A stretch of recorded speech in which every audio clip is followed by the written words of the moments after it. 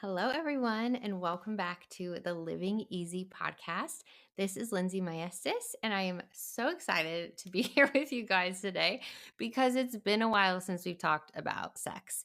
And I know you love this content because I created an entire course on it and it sold out multiple times. Not only is it an area of strength in my own relationship, I want to tell people how great it can be, but I also know how many people struggle with this in general. And so this is one of the chapters I actually wrote for Don't Burn Your Own House Down. And leave it to me to write way too many chapters so that I had to choose which ones to eliminate. And this was one of them. And so I will likely be giving this as an additional bonus chapter. I do already have a bonus chapter that I'm giving away called The Walkaway Wife, which I will have a link to shortly. Not quite yet, but within the next few weeks. And I just think that this is a great topic because I genuinely do not believe most couples are having enough sex in their relationships. And so let's get started. Let's jump right in. So I have shared this before, and some of this you may have heard before. A lot of it you will not have heard before from me. But we went to premarital, Jesse and I, and this was 13, almost 14 years ago, if you can even believe it, maybe over 14 years. And we talked to our premarital counselors, and there was a moment where they were talking about intimacy. And they both said we would no longer be married if we did not continue having sex during our worst seasons of marriage.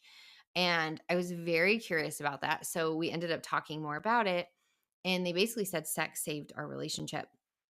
I know a lot of people in difficult seasons feel like you need this emotional connection. And a massive portion of intimacy is connection, emotional connection. And I believe that to be true. And my intimacy is always significantly stronger when we are very emotionally tied and connected. However, there have been seasons in our own relationship where I felt like we were not going to make it or we were struggling so much. And as we fought and argued during the day and felt like so emotionally torn, I found myself just needing to feel close to him. I was feeling really alone in that season. And so I would come to bed and I'd be like, the person I'm mad at is the person that I would like to comfort me. And what do I do about that? And before, I used to just withhold or kind of like abstain from it. But in that moment, I felt God was just telling me, like, Lindsey, soften. It's okay. It's okay to be intimate. It's okay to pursue this when you're not fully emotionally connected. This is a portion of the marriage, it's a huge portion of the marriage. And it is not just for reproduction either. Did you know a woman's clitoris boasts 8,000 nerve endings? That's actually 4,000 more than the tip of the penis. Just anatomical lesson here. But God intended marriage or sex for pleasure. If he did not, he would not give us that many nerve endings in, especially in a clitoris, which is not a reproductive private part. So pleasure connects. Pleasure boosts oxytocin, dopamine. It is a bonding hormone. Oxytocin is a bonding hormone that draws you together. So when you experience that with your spouse, even in moments of trial or difficulty, it does create a bond. So I think one of the things that I want to address today is using sex as a reward.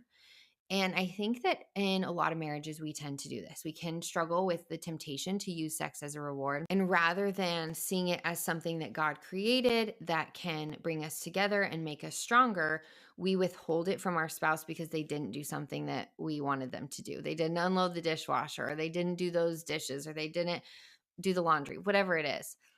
And or we're bitter at them, right? There's something that they did that frustrated us or caused us stress, and so they're not going to get that thing. What we don't realize is that that is exactly what the enemy would want. He would want these little moments of division to come in between you, and that's with sex as well. So when we are stubborn, I am very stubborn. When we're stubborn and we are like, you didn't earn this. I'm not going to give my body to you. I'm not going to show my body to you. I'm not going to be with you because you didn't earn this. We are stealing from ourselves. And I really just want to lean into that because I think a lot of the time we think we're only stealing from our partner, or we're just, it's like, we don't need that. We don't, maybe somebody doesn't love sex. They don't enjoy sex as much. And so it doesn't matter to them, but it matters to your marriage, because that time, the kissing, the holding, the cuddling, the oneness, the servanthood within intimacy, which we'll get to, they're all so crucial. They're so important. And they help you to draw that emotional connection closer when it's really divided. And that has been my experience and the experience of so many couples that I've worked with, and through the Sex and Intimacy Project and individually, where couples see that they were fighting before, they were intimate, even if it was like kind of awkward or disconnected. And then the next day, they want to snuggle in the morning, or they want to say hello, or they've softened a bit. And so, if you find yourself being in the position where you're withholding regularly, I just want to challenge you to try. During our worst season of our marriage, which you'll hear more about this, I'm kind of on a PR tour right now for Don't Burn Your Own House Down, which, by the way, if you guys haven't seen it, here she is. I'm so excited. Um, I'll be talking quite a bit about all of this stuff, but we had a really rough season. And I never want to be someone who's like, hey, I'm coming out with a marriage book. We've got everything together.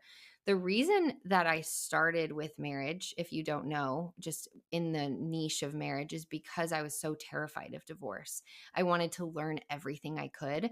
I wanted to get ahead of the issues that I had seen as a child of divorce. I wanted to do what I could. Now, try writing a marriage book and everyone's like, the enemy's going to attack, Linz. You got to be careful. I did not realize just how intense it would be in every little detail of our relationship. Things kind of fell apart around us, just like certain relationships and people and friendships and life. And we realized we were more disconnected than ever as I'm in the middle of writing this book. And I think that was also part of it, but it is a lot of our story and the things that we've walked through. And I was able to utilize the information in this book to get us to where we are now, which is truly, truly, truly in the healthiest place that we've been emotionally, communicatively, physically. And I'm really thankful to be there. But what prompted this, which is why I'm having this conversation with you guys today, was the intimacy, where I went to him every single night, or he came to me, and I did not say no. There was like a rule within my own heart to never say no, and to pursue him on the nights that I wanted to. And it ended up that we were intimate every single night for months. And it opened doors for communication, for honesty and transparency about things that we had never discussed or hadn't discussed in a long time. And it was fun. It was a lot of fun and just bonded us, our friendship. Like, I cannot even begin to tell you. And I'm so thankful that God humbled my heart and told me to do those things in such a disconnected season, because now I can see all that it did. And so I want to address a few things. One, intimacy can be really, really challenging for couples when one party or either party was raised up in the church with some form of purity culture, where they're kind of taught like sex is dirty and shameful and bad. Do it with the person that you love. And then you go to the person you love and you're like, wait, this is a dirty, shameful, bad thing. I can't do this with you. And then you have this inner monologue of, this is not right. This is not right. I'm uncomfortable. And you navigate that.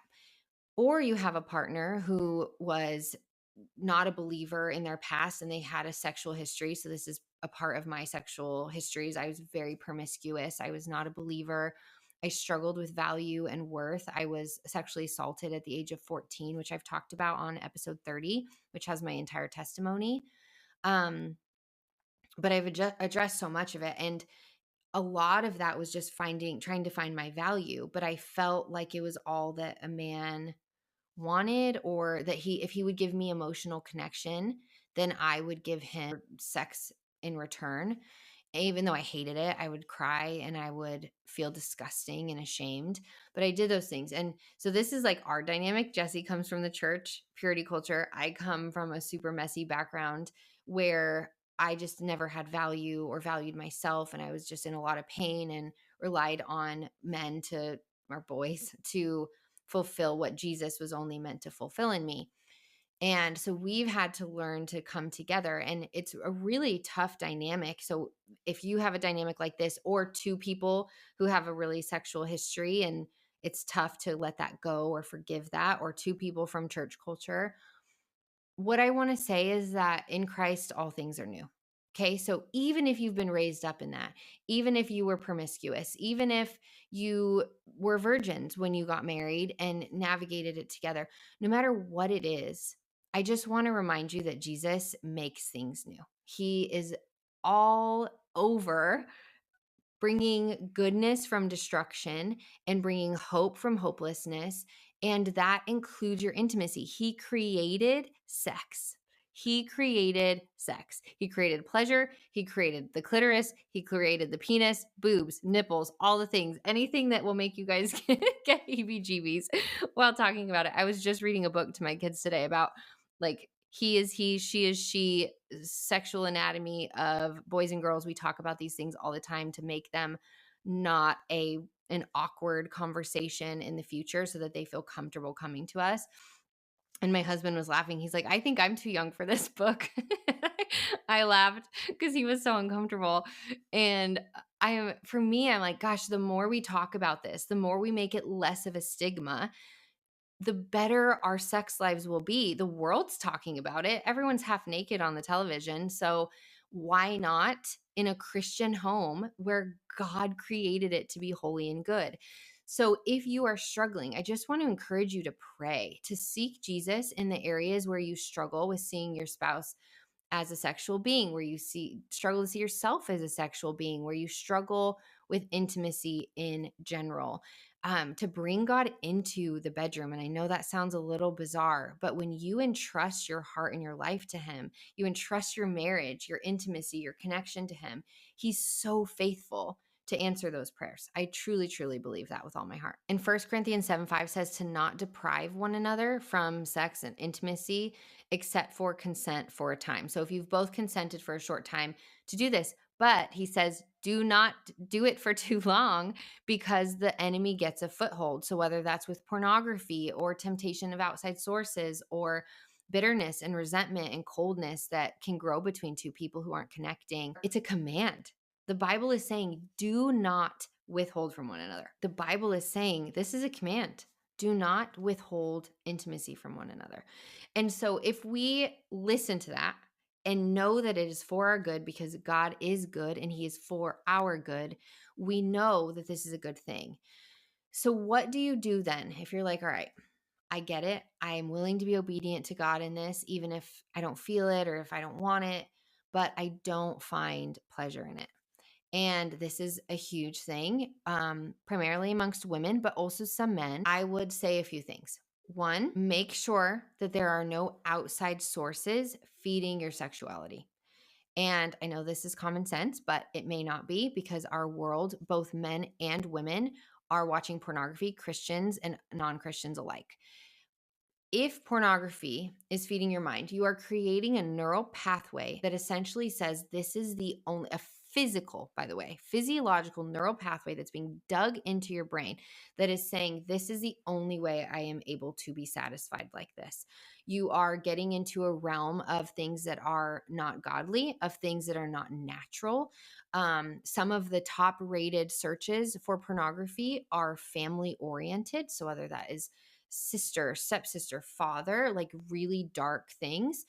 And if we are looking into that, and that is where the neural pathway is being formed around these things that are dark and ungodly, our spouse can't compete with that. Our spouse cannot compete with the actresses or the actors on the screen.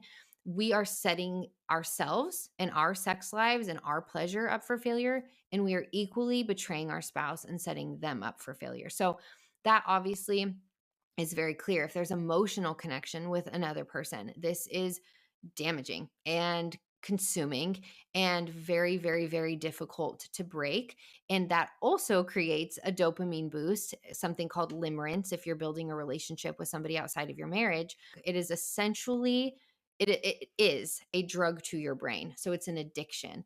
And this limerence is incredibly hard to break unless you do a lot of work to do the breaking. That was another chapter I had to remove.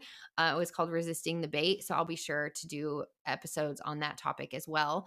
But that limerence is impossible to break. And so when you're getting in bed with your spouse and you have your mind on the other person, it's because you've created a drug within your own system that your system needs in order to be satisfied.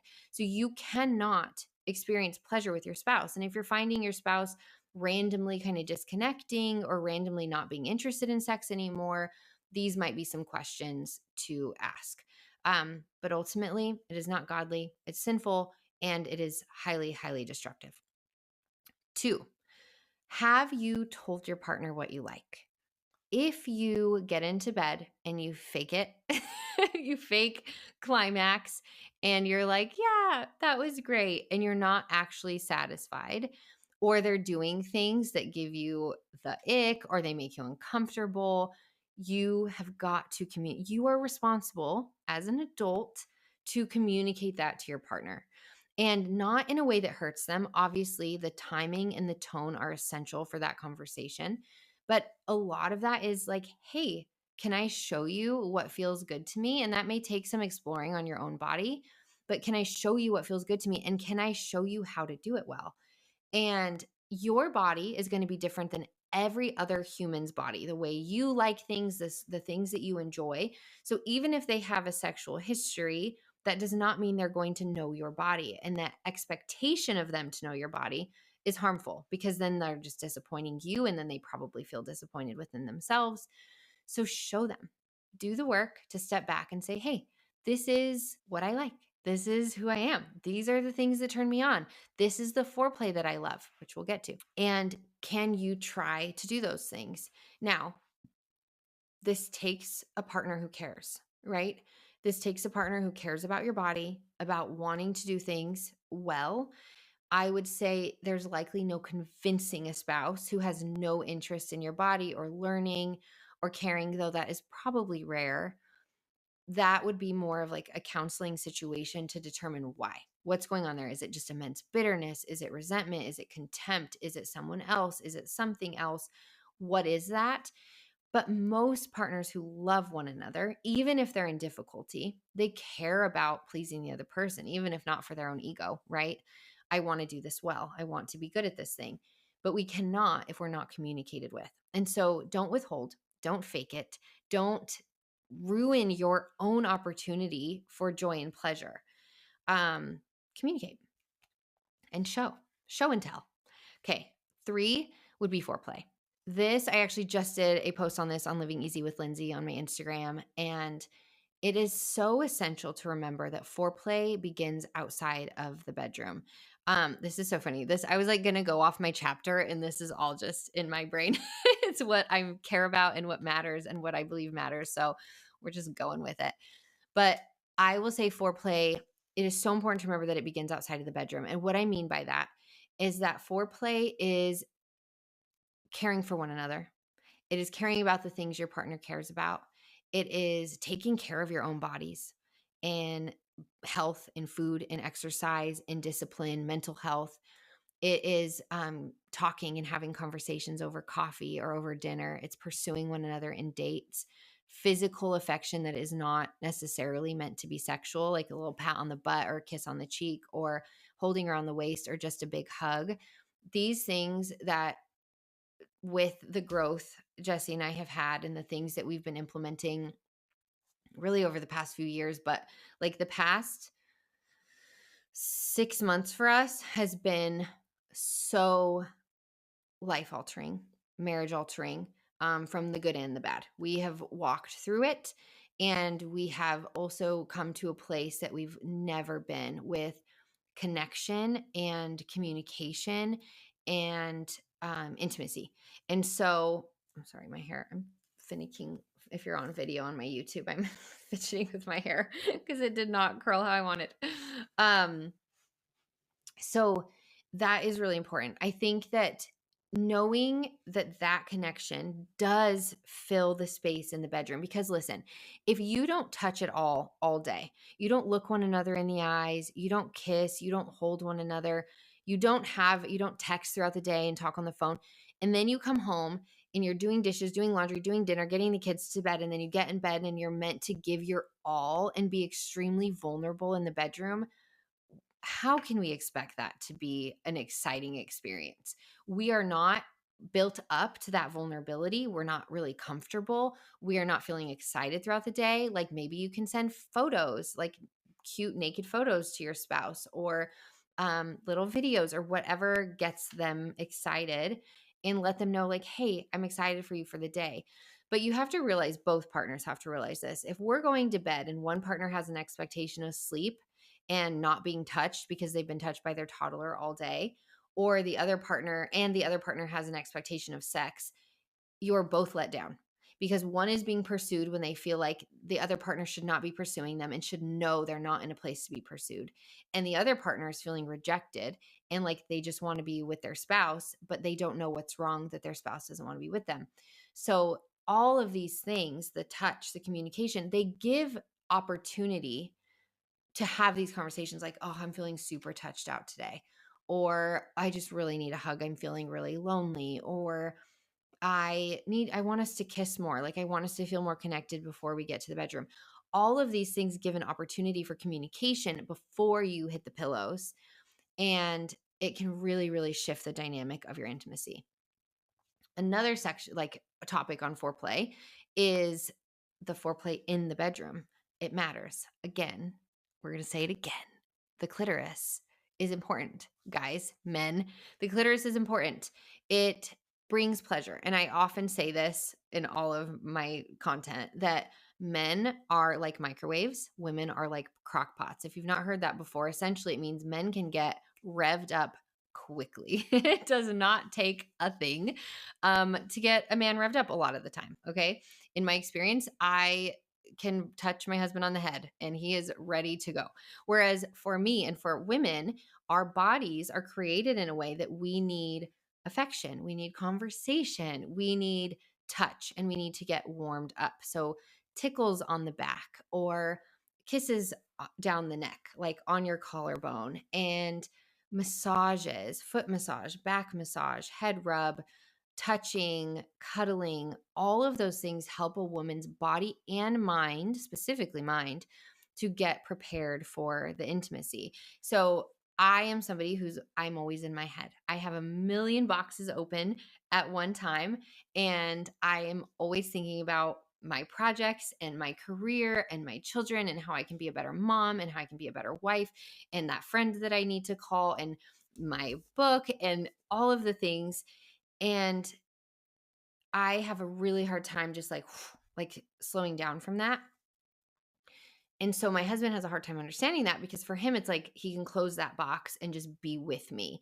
And he is so, if I could just speak to men, and this is just a praise for my husband, but also an encouragement for men. Like my husband is so intentional with me. He is so intentional with knowing and understanding my body. He is so intentional with being sure that I am satisfied before anything for him, and really, really, really does the work to like learn me. He's treats me like a book. Like he wants to know every single thing about my body, about me, about what satisfies, about what doesn't satisfy.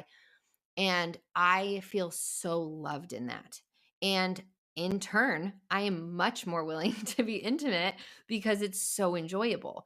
If you are just going for yours because you're a microwave and you're not willing to warm your wife up and do the things that she loves to make her feel good, you're not going to have as much intimacy because your partner's not going to enjoy it. That's just the reality. So, but when you have a man who makes, like, essentially not in a godly way, but like worships you in the bedroom, you feel like a queen, right? You're like, man, I've done something right in life. This is great. And I will say, like, 13, 14 years, I have never not felt that way. And it is phenomenal. So, and this is not to brag and boast, because there's a lot of things I've had to learn on my end to be like that, because I was always kind of ashamed of intimacy and sex after my past. So there's been growth in that. But men tend to act so shocked when intimacy does not go the way that they want it to go. And then they're disappointed because their spouse doesn't want to be intimate, but they're not doing anything to make it pleasurable for their wife. So, with that said, I think that those things are very, very important. And equally, foreplay for a man is just as important. A man wants to be longed for, desired, touched, appreciated, respected, admired. And so if we are showing him that we appreciate his body and we are slow and we are intentional and we ask him what he likes and the things that we can do in foreplay to satisfy, that is when everything is strengthened. And then you're a team together and it's something that you're like, what time is it? What time is it? Can we put the kids to bed? Which I know is so foreign to so many people. And some women and men are like, I don't enjoy it. I don't desire it. And I understand not everybody feels the same way about it. But what I can say is that God can redeem all things and he can restore all things. And so I encourage you to do the work to see, like, hey, what is this here? Is it between us? Is it something I need to navigate with a trauma therapist or just with a counselor, or something we need to discuss in marriage counseling, rather than just letting it sit as if it doesn't matter, because it truly, truly does matter.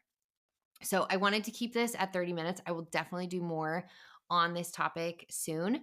But if you have questions after listening, please do just send me a quick DM. Let me know. I'd love to hear from you.